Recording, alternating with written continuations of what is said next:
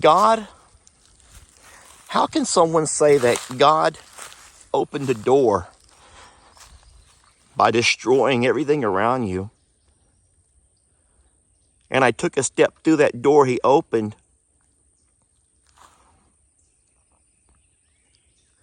and this is where I find myself now. But that's exactly what happened.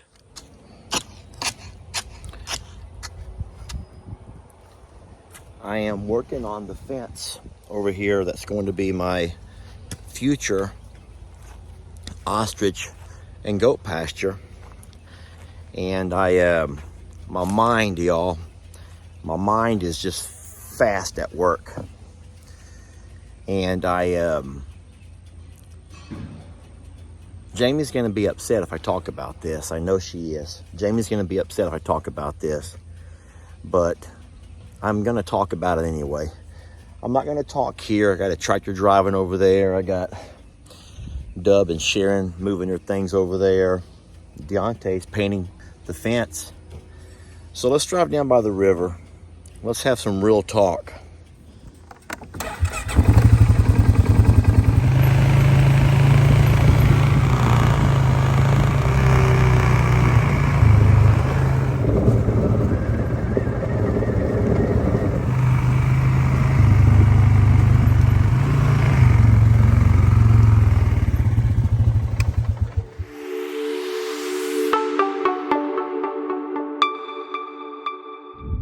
Man, it is a gorgeous day.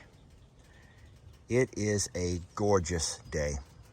The temperature is about 70. The wind is not near as strong as what it has been. There's an overcast sky.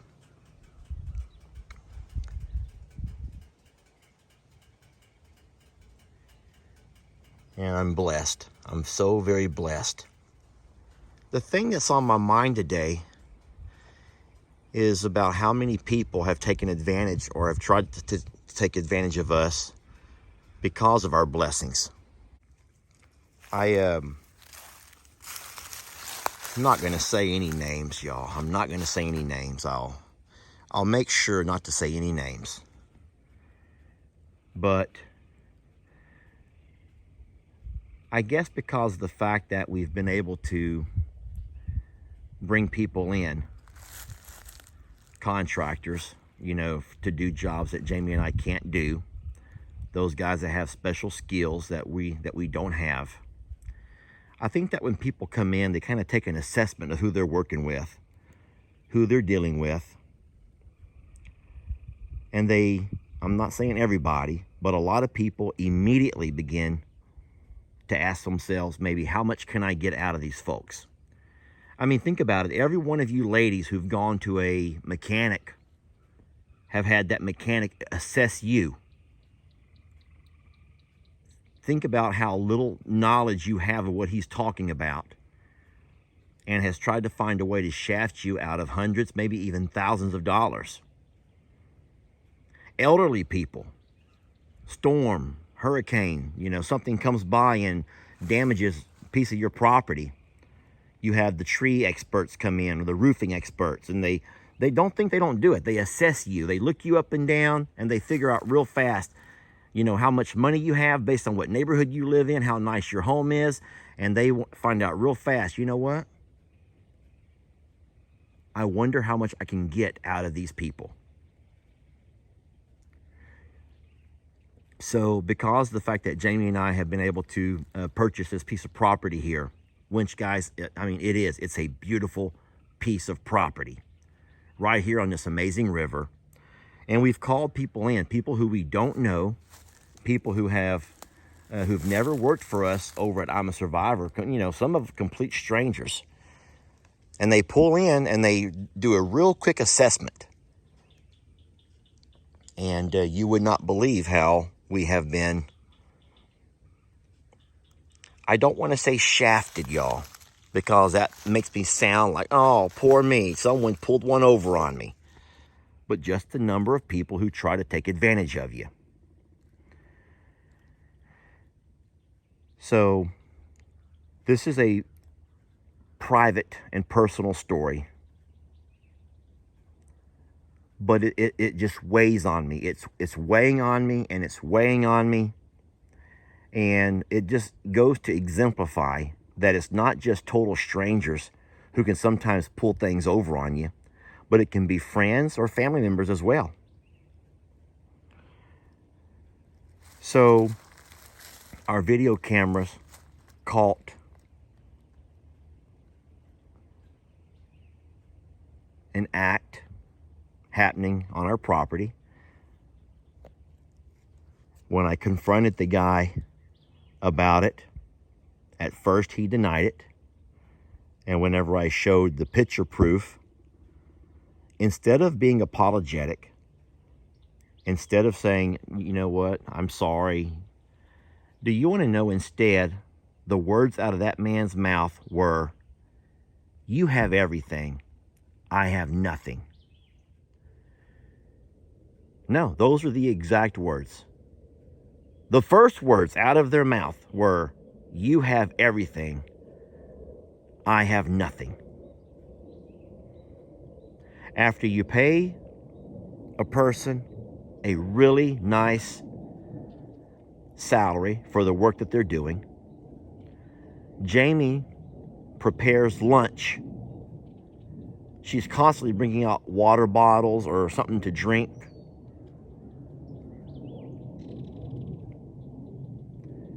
And when they get caught doing something they shouldn't be doing, not realizing there was cameras set up and watching them do it, it's not a, I'm sorry. It's not, please don't call the police. Please don't say anything. Please let me return what I took from you. No, it was simply, you have everything and I have nothing. And I'm guessing that that is the justification that that person needed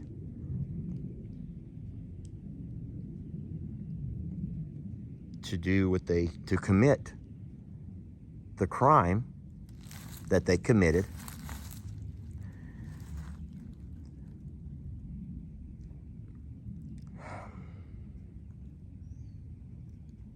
Daniel Arms talked about him and DJ, his wife, were doing an episode not too long ago. And I told Daniel I'm going to talk about this, and he told me I probably shouldn't. Everyone knows that about me. Man, I'm an open book, and I'm not even drinking. But Daniel talked about, or DJ, I forgot who brought it up first, but they were doing their episode, and they talked about, you know, seizing opportunities and allowing, you know, when a door opens, you take that leap of faith and you step into it and you let it lead you where God will, you know, will take you. And so that resonated with me because I thought to myself, before Hurricane Harvey, I thought that I was living my dream.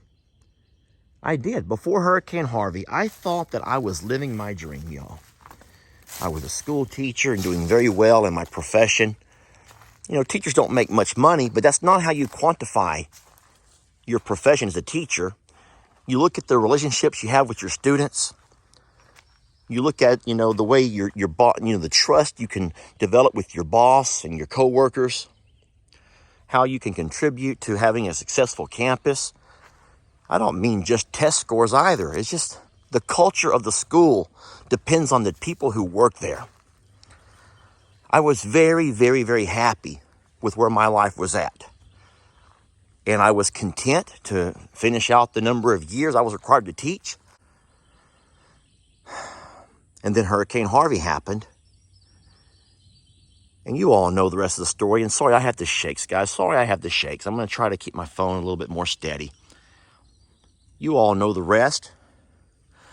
There was a door that was opened for me. And the fact that I had a video, it was a very special video. It was one that people found something in. I can't explain exactly what people found in that video, but they found a reason to want to know more about this farmer and what he was going to do, you know. And I think that when they begin to see this guy was trying to work to rebuild his life, I think that people wanted to follow that story. And I want to remind you guys, at that point, there was no money. The videos that I made for the first year and a half or 2 years after Hurricane Harvey, with all of the changes to the property and trying to turn my barn into a home and replacing some of the babies who I had lost. He didn't do that for money. It was me finding myself in a situation and knowing that I just couldn't just sit there and do nothing. I couldn't just twiddle my thumbs. I was still teaching, still coaching. But through some of that hard work, coming home every day and, doing what I could around the house, through the hard work, something began to grow. And people began to want to see more. The videos began to spread. People share things. People share feel-good moments. They do. People share feel-good moments. And be that moment me capturing Maggie and Annie. Run, Maggie, run. Or maybe that moment was Tex popping his red ball and then having his feelings hurt when his little ball was punctured. Or trying to help, Roland find his legs and learn to walk again. People begin to latch on to this neat little farm with these really funny animals and these unique videos that were a little bit different than most farm videos. And so I found myself doing something on a daily basis that was still not paying me, not a penny, y'all, not a penny. But I found myself entertaining people.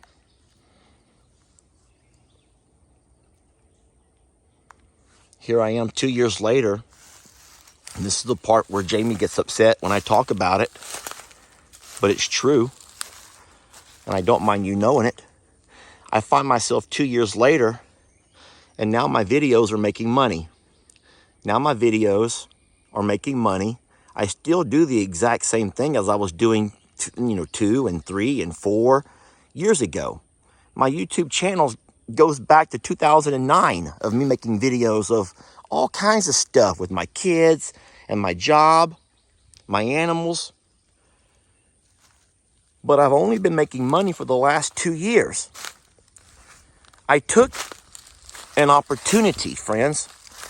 God, how can someone say that God opened the door by destroying everything around you? And I took a step through that door he opened.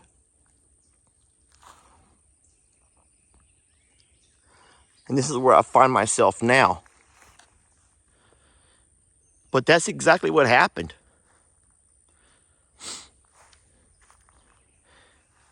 And for someone to sit there and say, well, I'm justified in what I'm doing because you have everything and I have nothing. What can they get out of you? There's always an excuse. This morning I was talking to Daniel and Jason on a group text, and I said, I want to tell this story, y'all. I'm so mad. Just eat up with anger, and my head says to tell the story, to name the names, to call these phonies out. And listen to me, if y'all think I'm talking about one particular incident, no.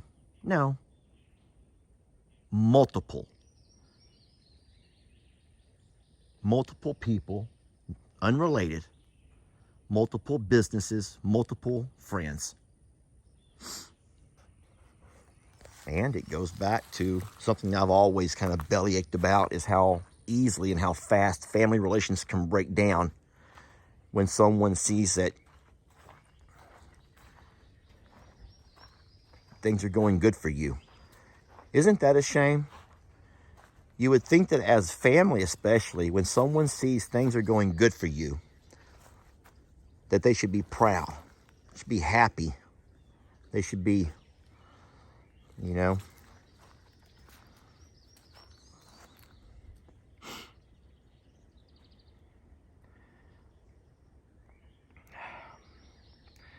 I feel better now.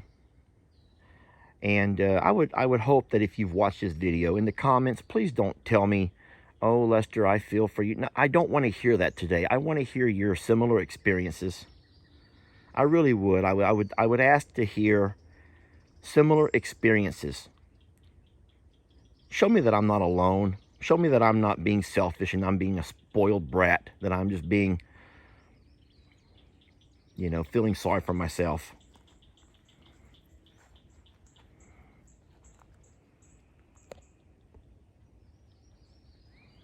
But I am blessed. I'm very blessed. But this still takes a lot of work. It took a lot of work to get here. It takes even more work to stay here. And I don't know if you know what I mean by that. But where, you know, me and Jamie find ourselves right now, God, it took so much work. And don't for a minute think that we don't have to work just as hard every single day. Well, thank y'all for listening to me rant.